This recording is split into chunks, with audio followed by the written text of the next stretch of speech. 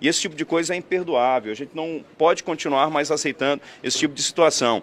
Trouxe o Carlos Almeida aqui, que é o nosso secretário de saúde, para que ele fique atento a essa situação aqui, não só aqui no Francisca Mendes, mas em toda a rede de saúde do estado do Amazonas. O Carlos Almeida vai continuar aqui no hospital e vai continuar também fazendo visita a outras unidades para entender quais são as dificuldades e para que a gente possa resolver esses problemas, possa resolver essas dificuldades.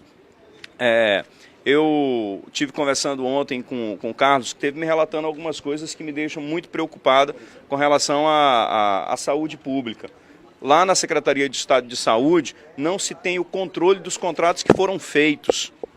Não se tem controle dos contratos que foram feitos. Tem procedimentos, acreditem, isso daqui não é exagero. Tem procedimentos ainda na Secretaria de Estado de Saúde que são realizados na máquina de datilografar. Na máquina de datilografar. O mundo se modernizou e a gente precisa acompanhar essa modernidade. Ontem assinei mais de 200 papéis, mais de 200 documentos. E aí o que acontece? A Casa Civil me traz, eu assino esse documento, o motorista pega e vai levar lá na imprensa oficial para publicar no Diário Oficial depois de escaneado. Hoje você pode fazer isso digitalmente, apenas digitando a senha. Você já assina esse documento e ele vai eletronicamente lá para a imprensa oficial para ser publicado no diário. Então, é esse tipo de coisa que a gente vai fazer, é modernizar o Estado. No momento em que você faz isso, no momento em que você moderniza, você facilita a vida do cidadão e você economiza. O senhor pretende ir também ao João Lúcio, ao Platão Araújo, ver de perto a situação de lá? Bom, nós vamos a todos os hospitais, vamos a todas as unidades. No outro momento nós vamos fazer isso. É claro que há outras áreas que precisam de atenção, como segurança pública, como educação, e nos locais onde eu não for, o secretário de saúde vai com a equipe dele para levantar esses dados e me trazer. Governador, já é possível montar algum tipo de estratégia para tentar resolver alguns desses problemas? Já foi pensado algum plano de ação? A gente já tem alguns planos para esses próximos 100 dias, estamos renegociando com os fornecedores. Estamos já começando a fazer um estudo junto com a Prodan para informatizar os sistemas e fazer com que eles se comuniquem. E um dos primeiros passos para que a gente possa avançar é modernizar a Secretaria de Estado de Saúde. Para se saber a vida de um funcionário lá, você tem que ir lá num local insalubre, com cheiro de mijo de rato, para pegar a pasta para ver a vida do funcionário. Tem funcionário que já passou do período de se aposentar, tem funcionário que já passou do período de tirar férias, tem funcionário que tirou férias e ainda não voltou, e a Secretaria não tem controle de nada disso. A equipe de transição verificou 31 pontos muito complicados na saúde. Como é que o senhor vai resolver isso, governador? Bom, a gente vai resolver isso à medida em que o orçamento for permitido que a gente faça. O orçamento do Estado está fechado pelo menos até o dia 20, porque é necessário que se faça o balanço da gestão anterior para entregar para a gestão atual, e a gente está priorizando o que vai ser pago para que a gente possa começar a resolver isso. E a gente vai pegar todos os contratos, vai fazer uma auditoria em todos os contratos para saber que serviços foram prestados e aqueles que deixaram de ser prestados. Aqueles que não foram prestados ou que há alguma suspeita, que há alguma inconsistência, vamos mandar para os órgãos de controle. E um dos grandes problemas, Patrick, do que você falou aí sobre esses pontos que a gente precisa melhorar, é pela má aplicação do recurso público. Serviço que foi contratado, mas que não foi executado. Compra que foi feita, mas pelo que a gente percebe, pelo que a gente ouve, esse produto não chegou onde deveria chegar. O senhor pretende diminuir o número de empresas terceirizadas da saúde ou não? A gente precisa fazer uma avaliação de todos os contratos, saber o que faz cada empresa, qual o serviço que é prestado por cada empresa. Eu não sei te precisar quantas empresas serão reduzidas ou se vai diminuir ou não.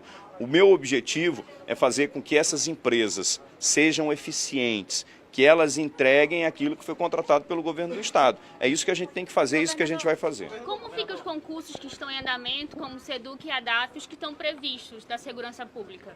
Bom, a gente precisa reavaliar, mas a intenção é fazer com que eles continuem. É claro que a gente não vai fazer nada que a gente não possa cumprir lá na frente. Não adianta eu tocar concurso, não adianta eu chamar concursado se eu não tiver dinheiro para pagar esse pessoal, levando em consideração a lei de responsabilidade fiscal.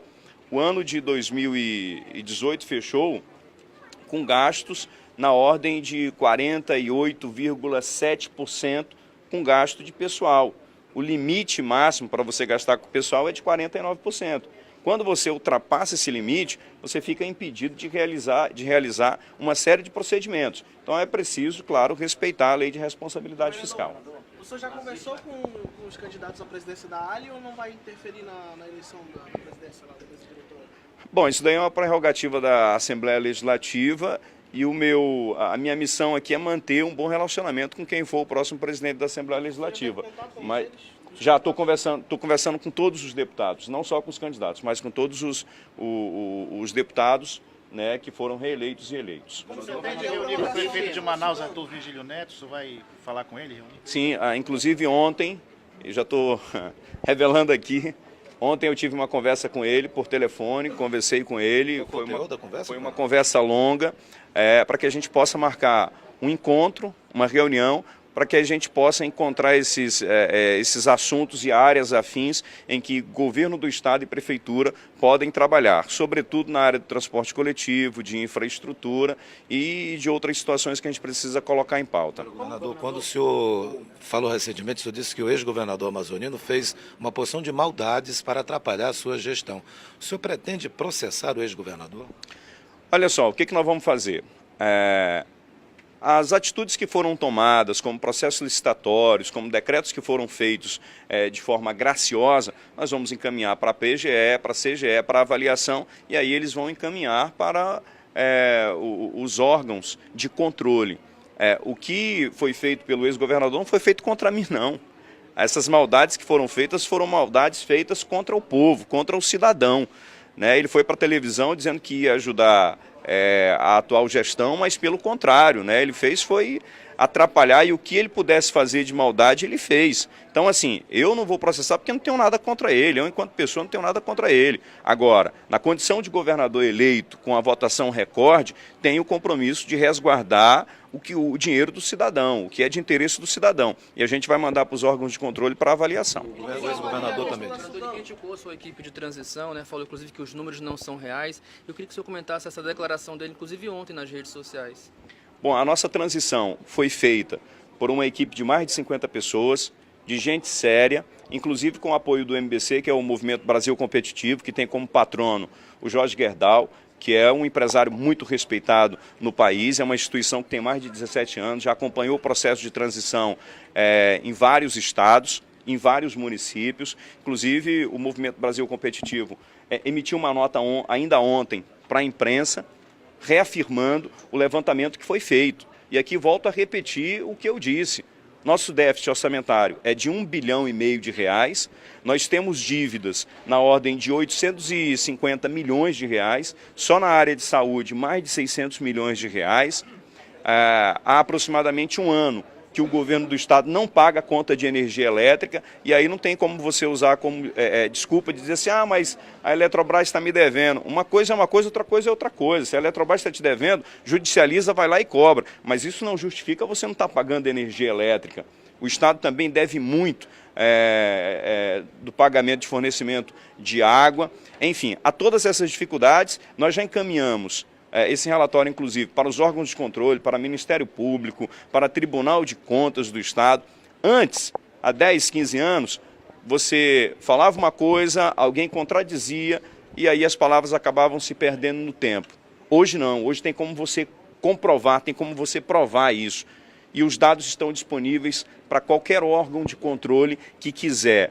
As contas estão disponíveis, se quiser ir lá com o meu secretário de Fazenda, ele abre as contas para provar o que eu estou falando aqui sobre déficit orçamentário e também sobre as dívidas. Pegando o gancho, governador, que o senhor está falando, existe a possibilidade de acontecer o que aconteceu em Roraima, decretar o estado de calamidade financeira? Bom, nós vamos trabalhar para que isso não aconteça. É uma situação complicada, é difícil, o orçamento está fechado, o nosso recurso é muito pequeno, pelo menos nesse início de ano agora, e a gente vai racionalizar, a gente vai pagar aquilo que for essencial, aquilo que for primordial. Alguns contratos na área de saúde, também na área de segurança pública. Eu insisto ainda nessa questão. A questão da prorrogação dos incentivos a Sudã, que influenciou na Zona Franca de Manaus. O decreto que foi sancionado ontem pelo presidente Jair Bolsonaro é um grande indicativo do comprometimento que ele tem com o estado do Amazonas. né, e a sensibilidade de entender que o modelo Zona Franca de Manaus é estratégico aqui para a nossa região, e o fato dele ter sancionado ontem nos dá um alívio muito grande, né, que trata sobre a isenção do imposto de renda sobre pessoa jurídica, né, daquelas empresas que estão na área da Sudan e da Sudene, que inclui aqui o estado do Amazonas. Ok, vamos lá. Desse pacote de maldade que o ex-governador deixou, que o senhor já falou, qual que mais impacta o seu governo?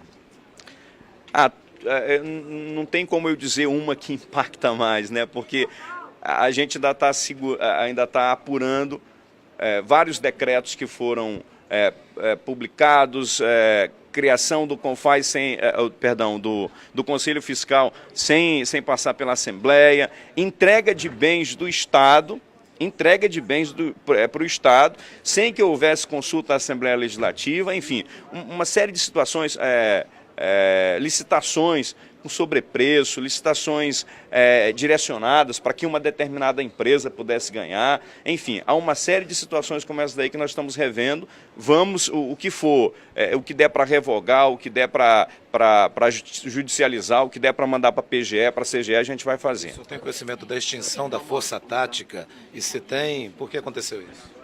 A gente ainda está reorganizando isso, a gente ainda está reformulando esse sistema de segurança e a gente vai anunciar no momento apropriado. Ok, obrigada.